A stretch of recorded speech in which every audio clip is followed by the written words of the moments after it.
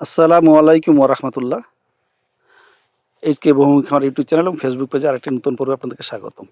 আপনারা দেখতে পাচ্ছেন আমাদের মালটা। আলহামদুলিল্লাহ মালটা ম্যাচিউরড হওয়া শুরু করছে। আপনারা দেখেন মালটার রং পরিবর্তন হচ্ছে। সবুজ থেকে আস্তে, আস্তে হলুদের দিকে যাচ্ছে। ইনশাআল্লাহ এই মালটাগুলি আমাদের হয়তো অক্টোবরের শেষের দিকে বা অক্টোবরের মাঝামাঝিতে হারভেস্ট করা যাবে। এই মালটায় আমরা কোনো প্রকার রাসায়নিক সার এবং কীটনাশকের ব্যবহার করিনি।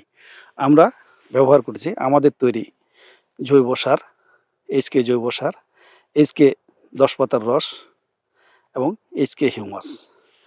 আর আপনারা দেখতে পাচ্ছেন মালটার গোড়াগুলিতে আমরা মাটি সরাই দিয়েছি। এখানে আমরা আমাদের যে জৈব সার আছে সেটা ব্যবহার করব।